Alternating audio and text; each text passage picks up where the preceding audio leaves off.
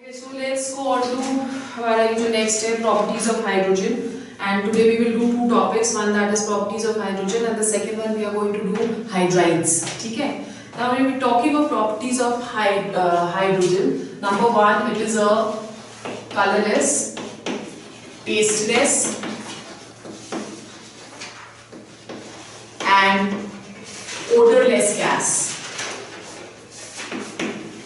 Okay, which means it has no color, no taste and no smell. It is only very slightly soluble in water.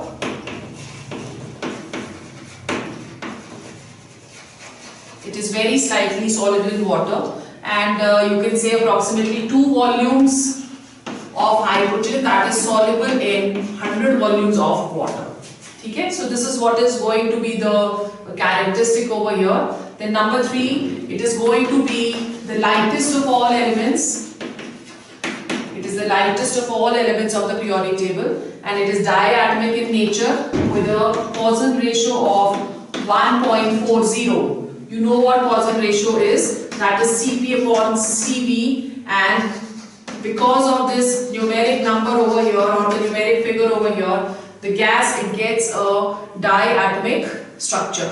Okay. Then it has low melting and boiling points.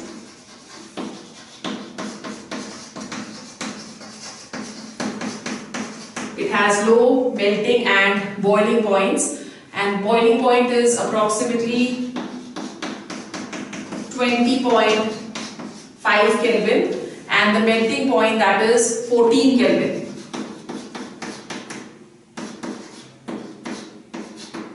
It is 14 Kelvin. Okay? Now when we are talking of the various physical constants over here, when we speak of ionization energy, the ionization energy is of the order of 313 kilocalories per mole. Okay? Then number 2, we have electron affinity.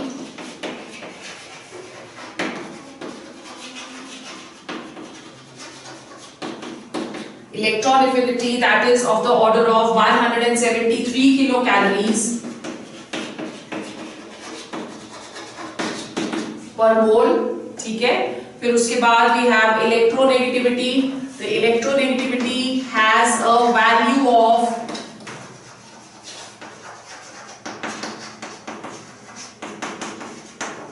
which is 2.1.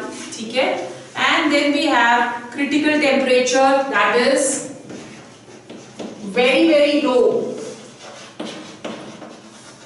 of the order of minus 236 degrees Celsius. So it has a very low critical temperature over here. That is the reason why it is known as a permanent gas. Okay? Then the Bond energy is high, 436.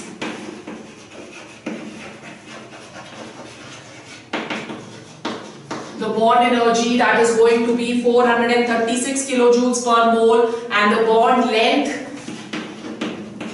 is only 74 picometers. So these are certain constants of hydrogen. Then when we are talking of hydrogen, there are certain metals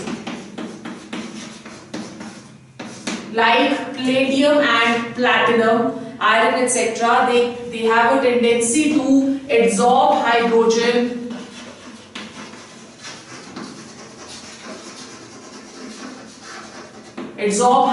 to quite an extent. Okay? So they can easily absorb hydrogen, and this method that is used for the purification.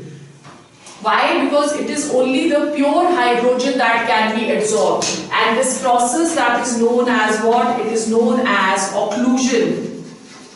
The process of absorption of hydrogen on the surface of metals, that is going to be known as occlusion. Okay? Then we come to the chemical properties.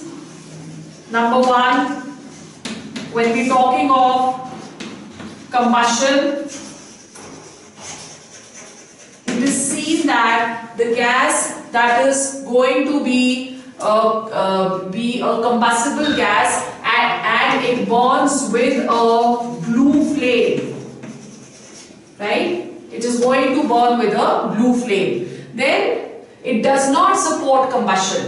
Why? Because it reacts with oxygen to form water. So water that is used to, you can say, suppress the fire. So that is the reason why hydrogen that is not going to support combustion. The second type of reaction we have, the second chemical property, that is going to be combination reactions.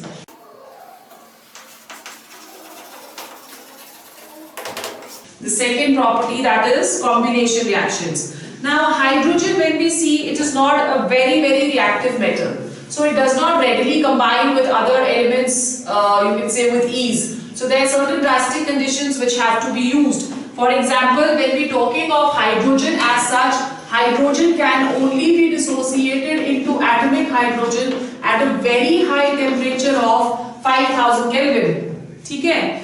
Now there are certain reactive metals with which hydrogen reacts quite easily. Like if we are talking of all the reactive metals, it forms hydrides. For example, if we have lithium that is going to react with hydrogen to give us lithium hydride. Similarly, sodium that will react with hydrogen to give us sodium hydride. Okay? And we have calcium. So all these reactive metals, they can react easily with hydrogen. Then non-metals also react with hydrogen. So when we are talking of non-metals over here,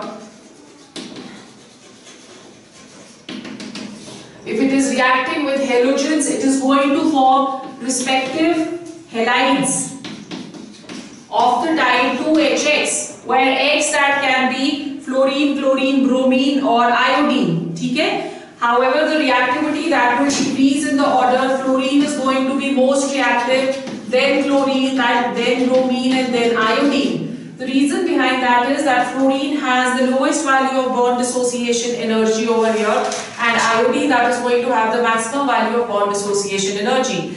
Then it can react with sulfur, but the reaction only takes place on ignition. So this is going to give us hydrogen sulfide, and then it reacts with nitrogen in the presence of a catalyst, which is iron, and promoter as molybdenum, okay, to give us ammonia by the Haber's process, right? Then hydrogen has a reducing nature.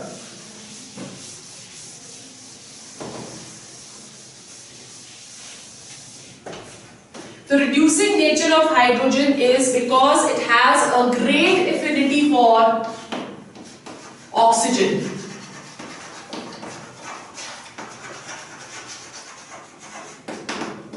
When we are talking of reducing nature over here, it is going to have a great affinity for oxygen. So it can, you can say, extract oxygen from various oxides. Like for example, we have PbO.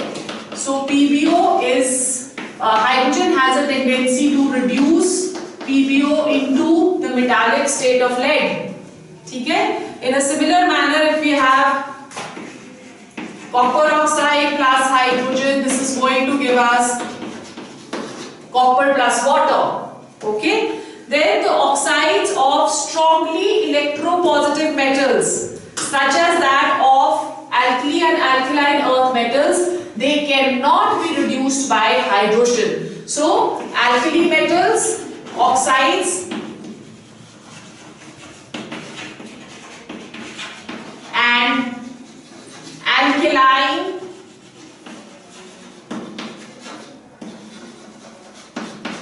earth metal oxides,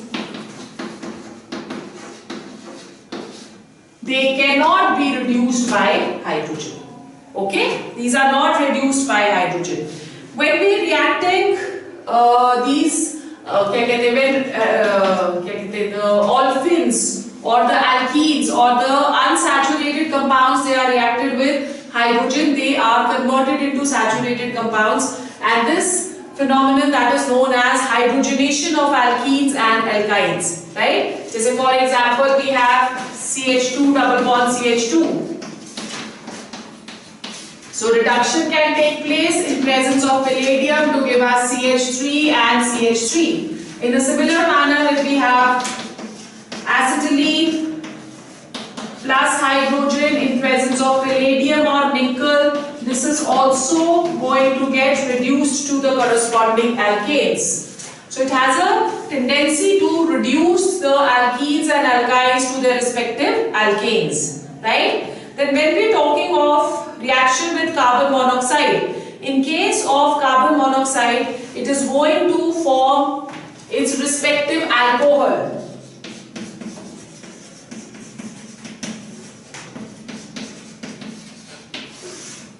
Reaction with carbon monoxide. So carbon monoxide means we have carbon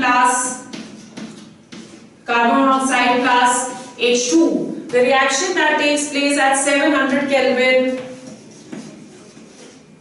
in presence of zinc oxide or chromium trioxide as catalyst, and this is going to give us alcohol. The respective alcohol, methyl alcohol. Okay, then we come to a very important reaction of hydrogen, that is hydroformylation. The fifth one, hydroformylation of olefins.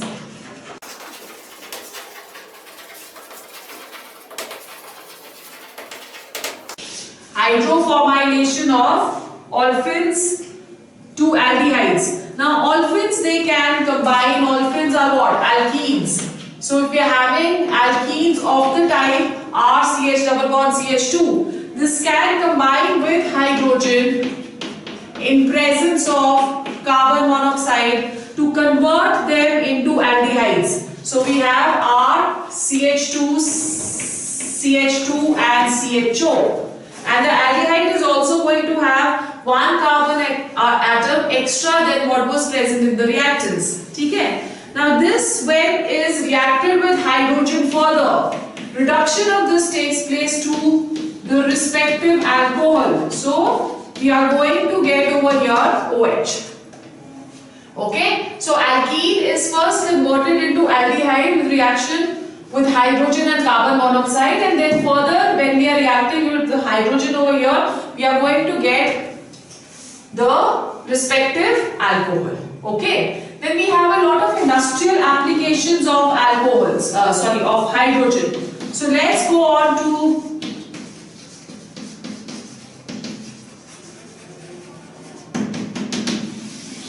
the industrial applications. Number one, synthesis of ammonia by Haber's process.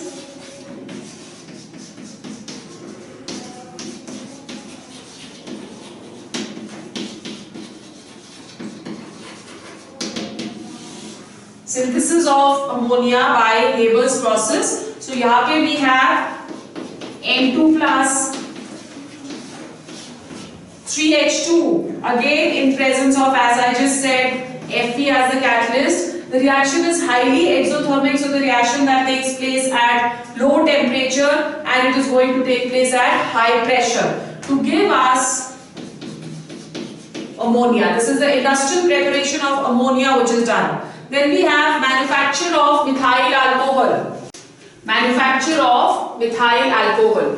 The manufacture of methyl alcohol, that is done by water gas. So water gas, that is a combination of carbon monoxide and hydrogen. So over here the water gas, that is going to be compressed to 200 atmospheres, right? And then passed over the catalyst, which is going to be zinc oxide in this case. So we have over here carbon monoxide plus 2H2. The reaction takes place at approximately 200 degrees centigrade, and in the presence of a catalyst, zinc oxide or chromium trioxide, to give us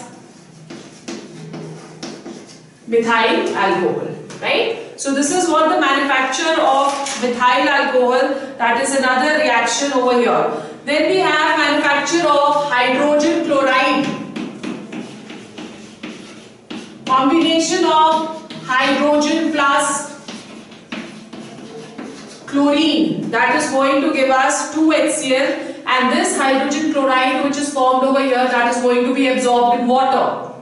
Okay, फिर उसके बाद we have it is also used in processing of foods.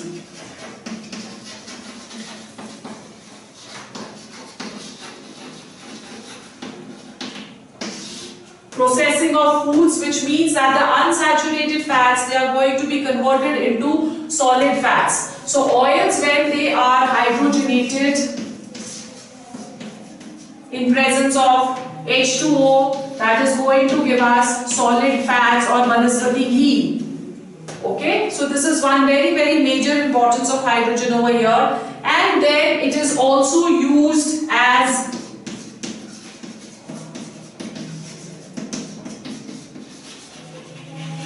synthetic petrol, right? So petrol substitutes, they are going to be obtained by subjecting a paste of powdered coal in crude oil, right, to the action of hydrogen under pressure. So under pressure we are going to get, when hydrogen that is reacted with powdered coal in crude oil, that is going to give us synthetic petrol. So this is all about hydrogen, its properties and its industrial applications. Then we come to the compounds of hydrogen, and the most common compounds of hydrogen which are going to be formed, they are known as hydrides. So hydrides, they are compound of hydrogen with metals or with non-metals. The hydrides, they may be of different kinds depending upon the interaction between the element and the hydrogen. If it is a purely covalent bond which is present, the hydrides, they are known as covalent hydrides. If ionic interactions are present, they are known as ionic hydrides. And if the hydrides, they are occupying positions in the spaces between the crystal lattice of metals, then they are known as metallic hydrides. So we're going to discuss all three of them.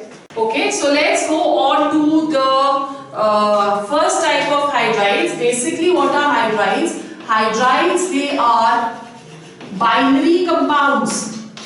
Right? Hydrides, they are going to be binary compound with various elements and hydrogen.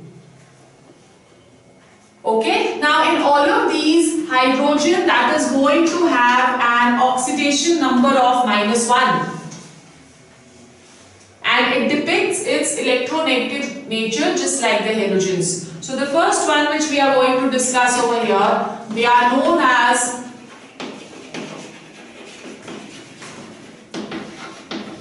ionic hydrides, or they are also commonly known as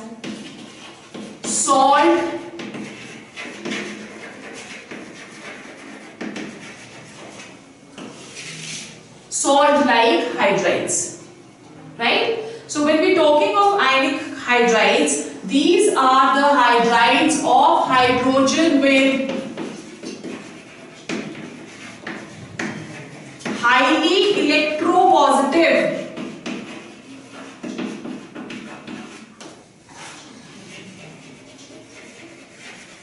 elements, right? With strongly electropositive elements. या metals, for example, we have alkali metals and alkaline earth metals. So उनके साथ जो hydrogen के compounds बनते हैं, they are going to be ionic in nature and hence they get the name ionic hydrides. Apart from this, not only group 1 and group 2, there are certain highly positive members of the lanthanide series also, which are going to form ionic hydrides. There are only 2 alkaline earth metals which do not form ionic hydrides with hydrogen, that is beryllium and magnesium. Beryllium and magnesium, we will see that they both are going to form covalent hydrides. Specifically, when we are talking of beryllium over here, beryllium that is going to form polymeric hydrides. Okay? So let's go on to the preparation over here. When we are looking at the preparation, we can directly combine the metal with hydrogen at a temperature of 600 degrees centigrade to give us the respective hydride. So we are getting over here lithium hydride. Similarly, sodium के साथ, sodium is a more reactive metal, so the temperature goes down and we are going to get sodium hydride, right. Then calcium के साथ it forms hydrolith with calcium at a temperature of 150 to 300 degrees Celsius. 150 to 300 degrees Celsius to give us calcium hydride, which is more commonly known as hydrolith. Okay? Alright, then when we are going on to the properties of hydrides, number one, they are colorless or grayish colored.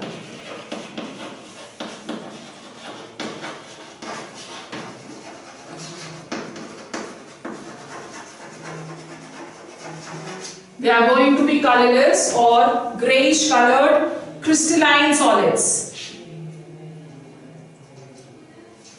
right? But they are non-conducting, which means they are not going to conduct electricity.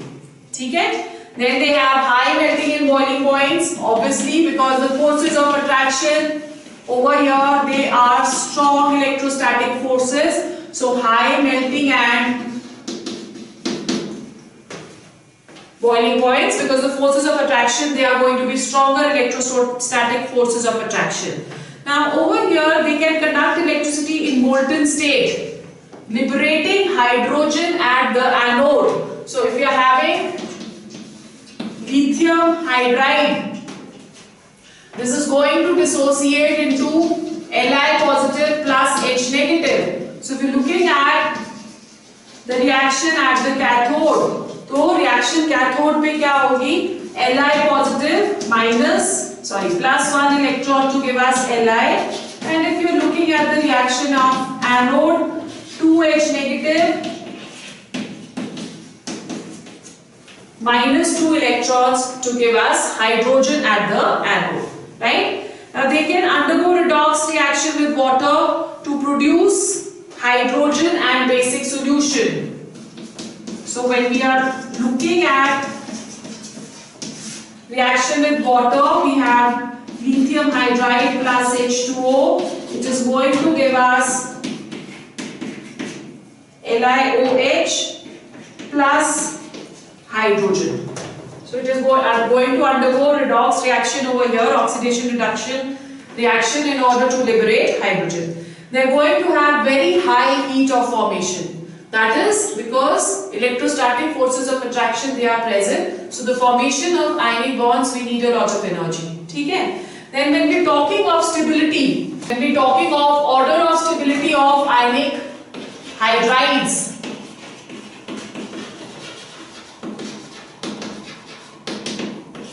order of stability of ionic hydrides, it is seen that lithium hydride is going to be greater than sodium hydride is going to be. So as the size that keeps on increasing, the stability that will keep on decreasing.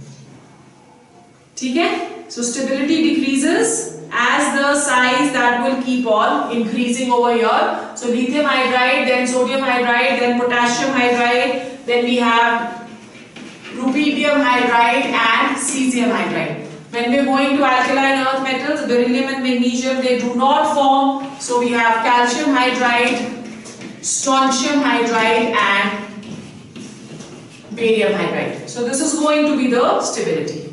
Okay? Then we go on to the next property over here. The next property is that they burn in air. What happened? That they burn in air on strong heating. Okay? So when we are talking of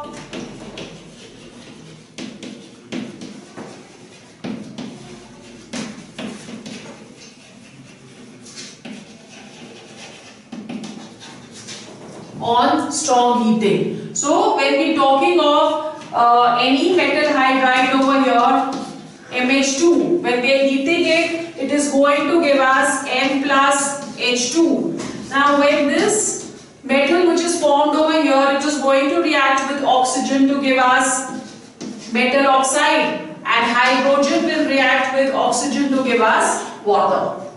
So basically when it is burning in air, the main products which we are going to get over here, they are going to be MO and H2O.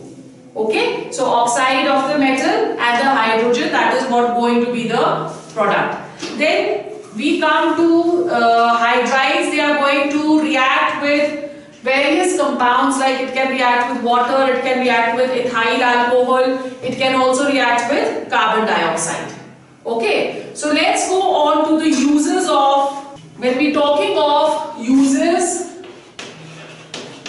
of ionic hydrides, it can be used as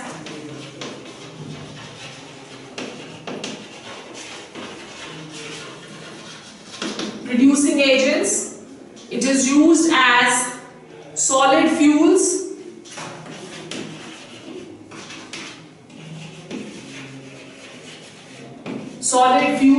and it can also be used for synthesis of hydrogen.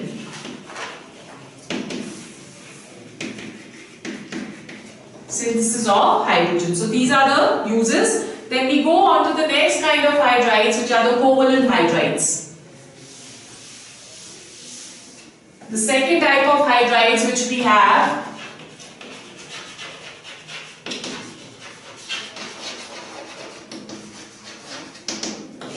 they are known as covalent hydrides. Now covalent hydrides, they are also known as molecular hydrides. That is another name which we give to them. Right? Covalent hydrides or molecular hydrides. In this case, the forces of attraction, they are going to be covalent bonds. Okay. Now for example, we have over here NH3, we have water, then we have HF, we have H2O2. So generally you can see over here that the covalent hydrides, they are made with combination with non-metals, and the oxidation state of hydrogen in this case, that is going to be equal to +1. Okay? Now apart from these, there are certain metals also with which covalent hydrides they are formed. For example, metals of the type aluminium, gallium, tin. ठीक है? फिर उसके बाद lead, antimony, bismuth, polonium. With all of these, they are hydrogen that is going to form what? It is going to form covalent hydrides. Right? Now all of these hydrides which are formed with metals, they are going to possess metallic luster. Okay? So they all are going to have metallic luster. Simplest kind of hydrides which are formed is with boron, which is B2H6, which is known as diborane, and with gallium, Ga2H6. Okay? Now in case of other hydrides or with non-metals like silicon के साथ it forms polymeric hydrides and they are known as silanes. Okay? Then it can form hydrides with polymeric hydrides with germanium also. Okay? And then nitrogen, phosphorus, oxygen and all the non-metals, they are going to form polymeric hydrides. Now these are further of the following types. The first one, they are known as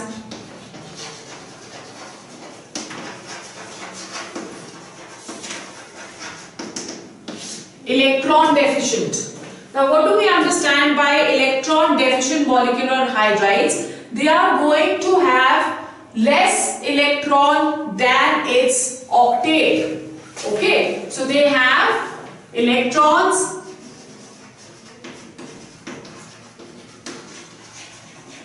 less than octet. For example, we have B2H6.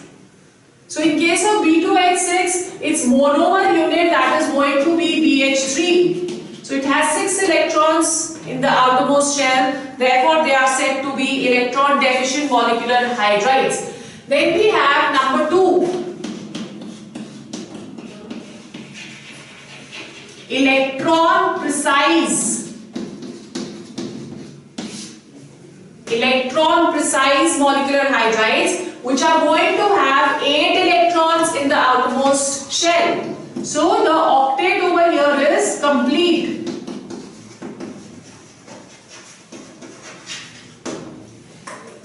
The octet that is going to be complete. For example, we have CH4, we have SiH4, right? So they're going to have 8 electrons in the outermost shell. Mostly group 14, they form electron precise. This thing, you can see that carbon family is forming electron precise molecular hydrides. Then we have the third one, which are going to be electron rich.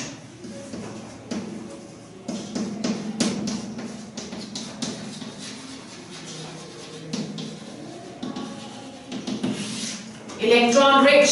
For example, over here there must be a lone pair of electrons which are present, which are not participating in bonding. So NH3 is an example over here. They're going to have lone pairs. Then we have another one which is water.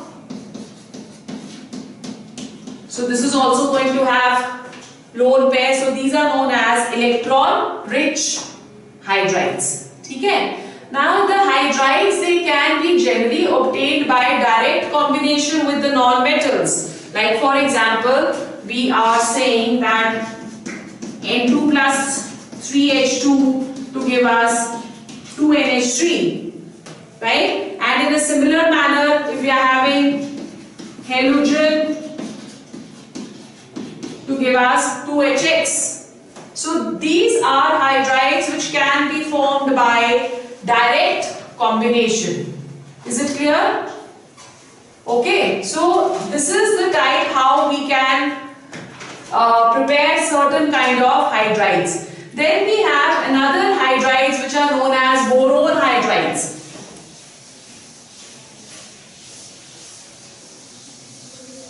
So when we talking of boron hydrides over here, how can we prepare it? We are taking this magnesium boride over here and plus reacted with HCl. This is going to give us mixture of boron hydrides.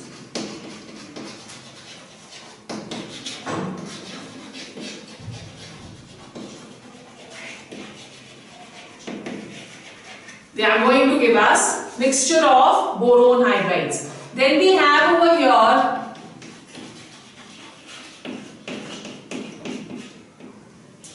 Silicon का compound हम ले रहे हैं with HCl. This is going to give us mixture of silanes, that is silicon hydrides.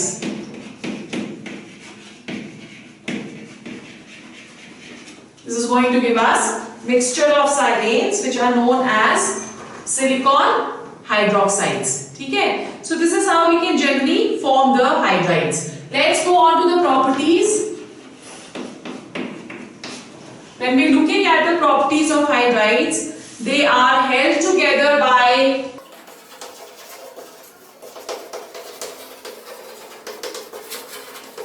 weak van der Waals forces of attraction,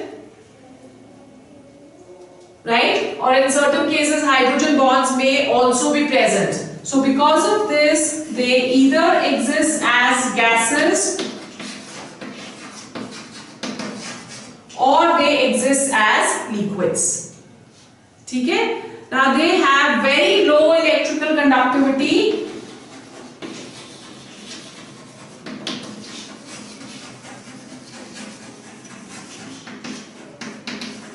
They have very low electrical conductivity. The reason behind that is the forces of attraction, they are going to be covalent bonds. So electrical conductivity cannot take place over here. When we are talking of thermal stability that decreases down the group. So if you are taking hydrides of group 15, NH3 is going to be thermodynamically most stable, and after that phosphine, ASH3, SPH3 and BiH3. So the thermal stability that will keep on decreasing down the group, right? Now when we are talking of covalent hydrides, those which have a lone pair of electrons, they are going to behave as basic hydrides. Okay, so we're talking of basic and acidic character. All those which are going to have a lone pair of electrons, like NH3, this is going to be basic in nature. And as we are moving a longer period, the basic character that keeps on decreasing. So if we go on to the next hydride over here, water, this is going to be neutral. Right? And if we go into the next one, HF, this is going to be acidic. Okay, so when we are going a longer period, the basic character that is going to go on to the acidic character. Is it clear? Then let's go on to the uses. Boron hydrides,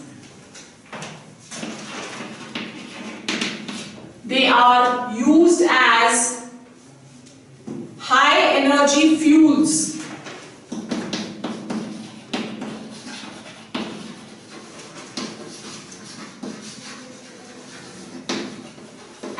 Propellants.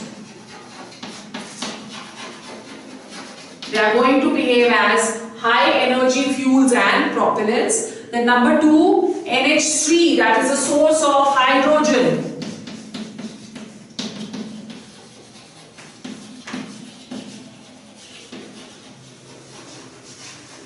NH3, that is a source of hydrogen. Then phosphine, that is used to make Holmes signals. These are generally signals which are used for warfare ships. So phosphine, that is going to give dense white fumes whenever it is hit with a rock. So uski wajah se it gives us signals that there is going to be certain danger which is coming up. ठीक है? फिर उसके बाद next we have HF, that is used for etching of glass. You must have seen that in certain glasses like crockery almirahs and some kitchen glasses, there are certain designs which have been put, that is known as etching of glass. So for that, HF, that is going to be used. Then we go on to the last kind of hydrides, metallic hydrides. The last kind of hydrides which we have, they are known as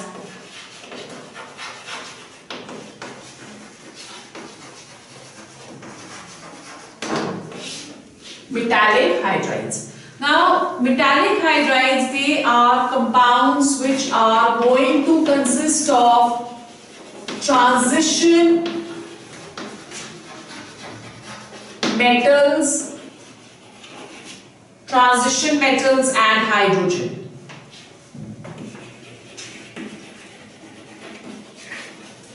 These are going to be conducting in nature.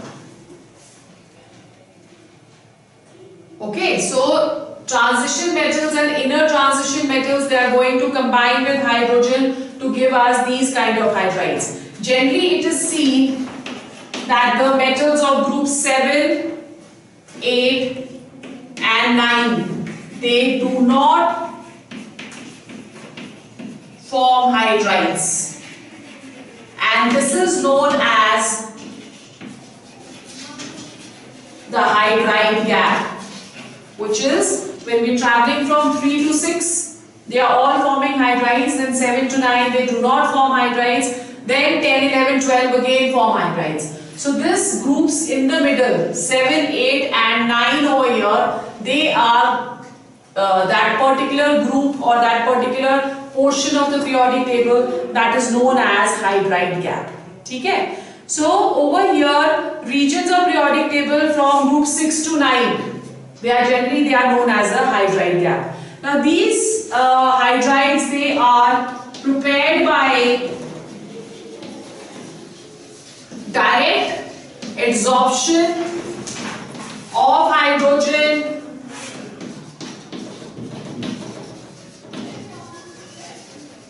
on the metal surface. And as I just told you that the process that is going to be known as occlusion. Okay. Now these composition of the hydrides may not correspond to the composition which we can see. So we have two types of hydrides, metal hydrides over here. One which is non-stoichiometric metal hydrides, right? Non-stoichiometric metal hydrides. For example, we have palladium. Okay, palladium hydride, in which hydrogen that is present in the ratio or in the fraction of 0.6 to 0.8. Or we have niobium hydride, in which the fraction of hydrogen that is going to be 0.11. Or they may also be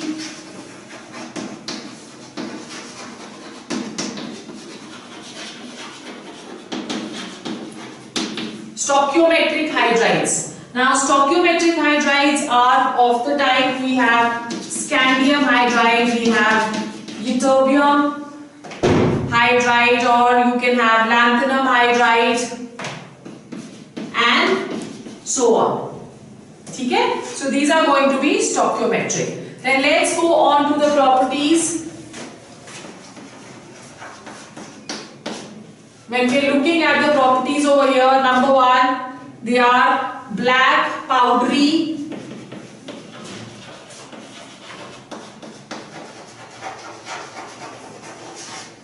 okay, they are going to be black, powdery substances, and they are going to be hard, without any metallic luster, right? So they do not have metallic luster, and they will also not have magnetic properties.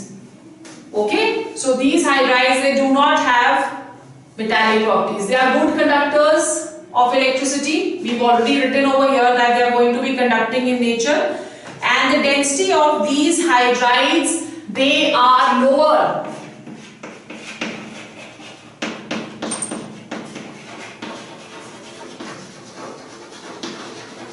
They are lower than what? They are going to be lower than the metals by which they are formed.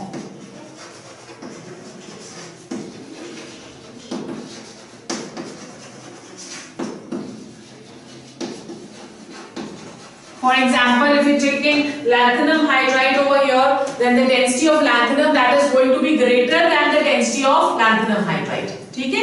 फिर उसके बाद they have high thermal conductivity as well. As they are conducting electricity over here, they have high thermal conductivity also, and they generally undergo reversible decomposition into hydrogen gas. This is one important property which they have. Reversible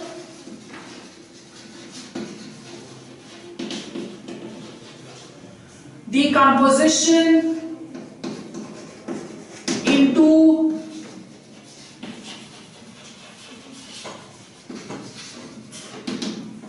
hydrogen gas. ठीक है? So over here, if you're taking a very red hot metal,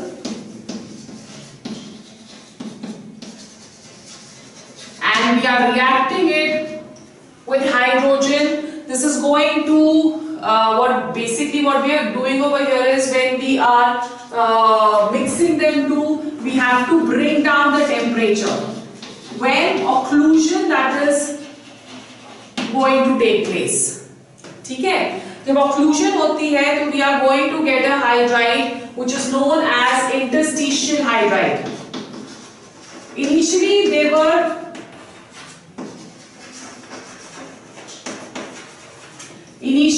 known as interstitial hydrides because it was seen that hydrogen having a smaller size, it used to occupy the you can say the interstitial gaps in the crystal lattice of transition elements. But later on it was seen that hydrogen was more absorbed on the surface rather than going inside. ठीक है? So then they were known as metallic hydrides. Then on strong heating, when we are heating this, on strong heating, it will give us back the metal plus hydrogen is going to be liberated. ठीक है? Then when we talk of uses, when we talking of uses of metal hydrides. Then number one, they are formed as a result of occlusion. We've already seen, and they can be used as a storage of hydrogen.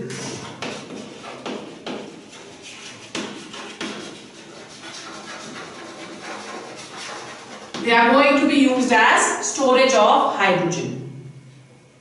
Okay? And they are also used in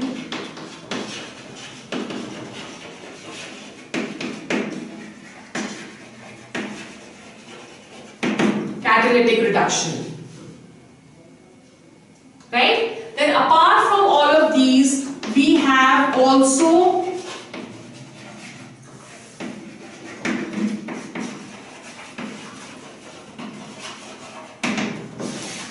polymeric hydrides. Polymeric hydrides, they are generally formed from compounds of beryllium, okay, या magnesium, या aluminium. So they form polymers over here. Okay, generally the elements or the metals which have electronegativity in the range of 1.4 to 2.0, they are going to form polymeric hydrides, right? And then the last one we have over here is complex hydrides.